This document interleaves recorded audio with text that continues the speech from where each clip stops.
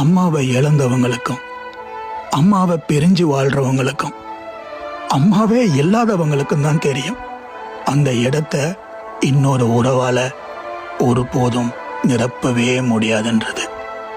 நம்மகிட்ட எல்லாமே இருந்தோம், நம்ம அம்மா நம்ம கூட இல்லாம இருந்தா நம்மகிட்ட எதுவுமே இல்லாத மாதிரி ஒரு ஃபீல் இருக்கும்.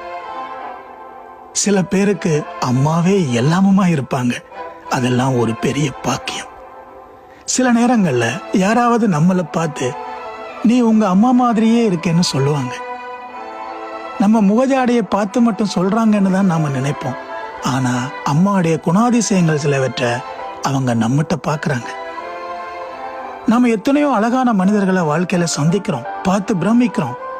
ஆனா அம்மாவோட சின்ன வயசு போட்டோவை நம்ம பார்த்துட்டான்னா எல்லாமே தோற்று போயிடும். அம்மா கையில இருக்கிற அகப்பை காம்பும் விளக்குமாறும் போர்வாளும் செங்கோலும் மாதிரி தான் தெரியும்.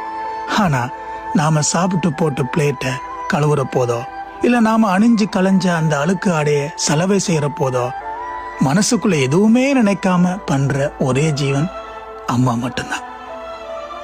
நாம டீனேஜ் பருவத்துல தப்பு பண்ணியிருப்போம், அம்மாவுக்கு பிடிச்ச குழந்தையா இருந்திருக்க மாட்டோம், மனசு தடமாறி போயிருந்திருப்போம். ஆனால் ஒருபோதும் அம்மாக்களுடைய மனசு மாறி விடுவதில்லை. அவங்களுக்கு நாம எப்போதுமே ராஜாவும் ராணியும் தான்.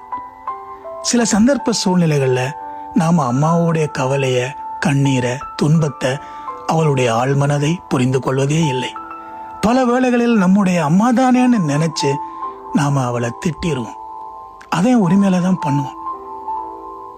அம்மான்னு கூப்பிடுறதுக்கு இப்போதும் வாய்ப்பு இருக்கிறவங்க தயவு செய்து அந்த உறவை, பாசத்தை, உணர்வை கெட்டியா பிடிச்சுக்கோங்க.